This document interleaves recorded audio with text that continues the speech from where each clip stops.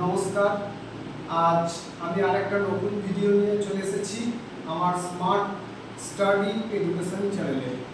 তো ছাত্রছাত্রীরা, আজকের আমার বিষয় হচ্ছে আমার ছাত্রছাত্রীদের অনুরোধে আজকে আপার প্রাইমারি লেভেলের ক্লাস 8 অর্থাৎ অষ্টম শ্রেণীর ইতিহাসের উপর আমি আজকে একটা টপিক সাজেশন দেব।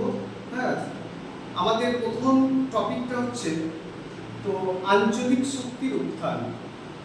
আঞ্চলিক শক্তির উত্থানে আমরা প্রথমেই দেখতে পাচ্ছি যে 1707 সালে মুঘল সম্রাট ঔরঙ্গজেব মারা যান এবং তারপরেই 1757 সালে পলাশীর যুদ্ধ এবং পলাশীর যুদ্ধ জয়ের ফলে ভারতীয় উপমহাদেশে ব্রিটিশ ইস্ট ইন্ডিয়া কোম্পানির উত্থান। তো এরপর আমরা দেখব যে মুর্শিদ কুলি খানকে বাংলার দেওয়ান হিসাবে নিযুক্ত করা হলো এবং বাংলার দেওয়ান হিসাবে পাঠিয়েছিলেন ঔরঙ্গজেব। তারপর মুর্শিদ কুলি খানকে বাংলার দেওয়ান হিসাবে ফারুক শিয়ারের পাকাপাকি পদে নিয়োগ এবং 1727 সালে আমরা দেখছি মুর্শিদ কুলি খান মারা যান। এরপর 1756 সালে আলিবর্দী খান মারা গেলেন এবং সিরাজউদ্দৌলা তখন নতুন নবাব হলেন। এরপর আমাদের কি হলো না, বাংলার যে বিহার, বাংলা, অযোধ্যা, হ্যাঁ, এই যে আঞ্চলিক শক্তির বিকাশ। তো আমরা প্রথমে দেখলাম যে হায়দ্রাবাদ রাজ্যটি 1724 সালে প্রতিষ্ঠা হলো কে না, মীর কামারউদ্দিন খান সিদ্দিকী এবং 1722 সালে অযোধ্যা প্রতিষ্ঠা হলো। এরপরেই আমরা চলে আসছি 1717 সালে যে ফারুক শিয়ারের ফরমান এবং সিরাজের সঙ্গে তারপরেই ইস্ট ইন্ডিয়া কোম্পানির বিরোধ ও পাশাপাশি আমরা দেখব যে হলওয়াইল কর্তৃক প্রচারিত অন্ধকূপ হত্যা প্রথা এবং তারপরেই পলাশীর লুণ্ঠন এবং প্রায় 3 কোটি টাকার সম্পদ আত্মসাৎ এবং শেষে বক্সারের যুদ্ধ এবং বক্সারের যুদ্ধে জয়লাভের পরেই 1764 সালে বক্সারের যুদ্ধ এবং বক্সারের যুদ্ধে জয়লাভের ফলেই 1765 সালে বাংলা, বিহার, উড়িষ্যার উপর ইস্ট ইন্ডিয়া কোম্পানি দেওয়ানি অধিকার পেয়ে গেল। এইভাবে দ্বৈত শাসন ব্যবস্থা এলো এবং 1772 সালে দ্বৈত শাসন ব্যবস্থার অবসান ঘটল এবং তারপরেই আমাদের 1772 সালে অবসান ঘটার পরেই আমাদের যে সত্যমিলন নীতি লর্ড ডালহৌসি কর্তৃক এবং কর্নওয়ালিস কর্তৃক অধিরতামূলক মিত্রতা নীতি স্থাপিত হলো। এইভাবে আমাদের ইস্ট ইন্ডিয়া কোম্পানির আঞ্চলিক শক্তির উত্থান ঘটেছিল। আচ্ছা, 2024 সালে প্রথম পর্যায়ক্রমিক মূল্যায়নের মার্কস নির্ধারিত ছিল 15। তো 2025 সালে সেই প্রথম পর্যায়ক্রমিক মূল্যায়নের যে ফুল মার্কস করা হয়েছে সেটা হচ্ছে 30। তো তাহলে আমাদের প্রথম পর্যায়ক্রমিক মূল্যায়ন প্রত্যেক ছাত্রছাত্রীকে 30-এর মধ্যেই আমাদের পরীক্ষা দিতে হচ্ছে। এবার আমি আসি আমাদের যে আলোচনার বিষয় আঞ্চলিক শক্তির উত্থান। সেই আঞ্চলিক শক্তির উত্থান চ্যাপ্টারটা আমরা এক নজরে বোর্ডে দেখে নেব যে কোন এমসিকিউ কটা আসছে, এসএকিউ কটা আসছে, 2 নম্বরের কটা আসছে, বিশ্লেষণমূলক কোশ্চেন কটা আসছে এবং ব্যাখ্যামূলক কটা কোশ্চেন আমাদের করতে হচ্ছে। তো আমরা দেখি যে প্রথমে আঞ্চলিক শক্তির উত্থান এই চ্যাপ্টারটার প্রথমে এমসিকিউ থাকছে 4টে, এমসিকিউ থাকবে 4টে, এসএকিউ থাকবে 2টো এবং 2 নম্বরে ফুল মার্কস 2 এর 2টো দেবে, একটা করতে হবে এবং বিশ্লেষণমূলক যে কোশ্চেন 3 নম্বরের সেখানে 2টো দেবে, একটা করতে হবে এবং ব্যাখ্যামূলক যে প্রশ্ন সেখানে 5 নম্বরে 2টো দেবে, একটা করতে হবে। তো আমাদের আঞ্চলিক শক্তির উত্থান চ্যাপ্টারটা এত গুরুত্বপূর্ণ, আমাদের টোটাল মার্কস রয়েছে 16টি নাম্বার।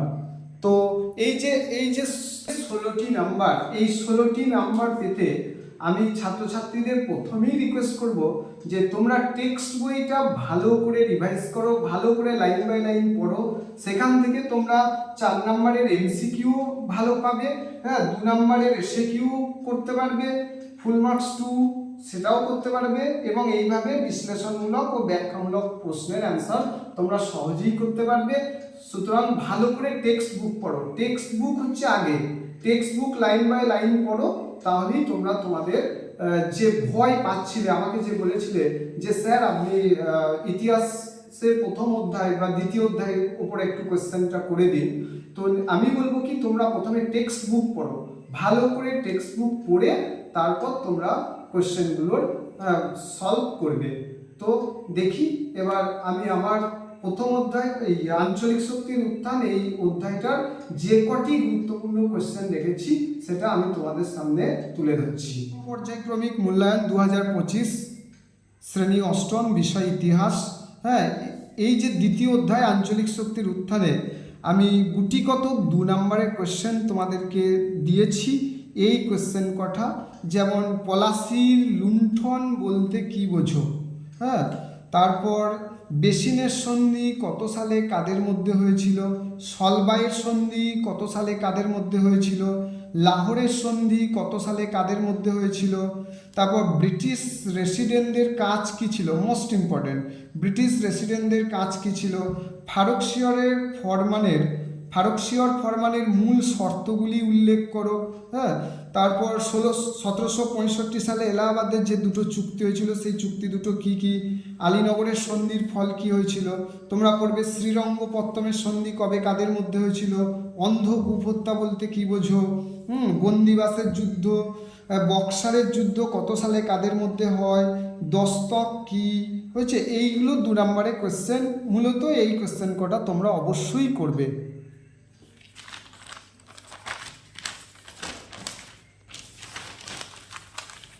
এবং এই অধ্যায় থেকেই আঞ্চলিক শক্তির উত্থান চ্যাপ্টার থেকেই ফুল মার্কস আমাদের 3-এ যে কোয়েশ্চেন কটা রেখেছি সেটা হচ্ছে 1765 সালের দিয়ানি লাভের গুরুত্ব, এই কোয়েশ্চেনটা খুব ভালো করে করে নেবে।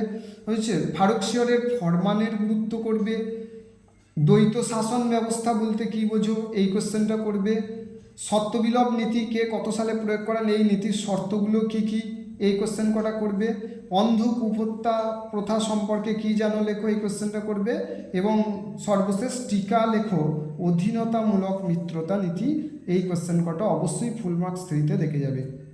এরপর 5 নম্বরের যে দুটো কোয়েশ্চেন করতে বলা হয়েছে, হ্যাঁ, সেই দুটো কোয়েশ্চেনের মধ্যে একটা আমাদের করতে হবে।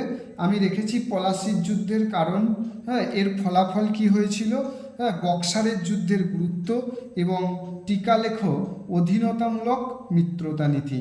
এই কোয়েশ্চেন কটা তোমরা দেখে যাবে, তাহলেই তোমাদের সমস্ত সমস্যার সমাধান হয়ে যাবে এবং ভয়টা অনেকটাই কেটে যাবে।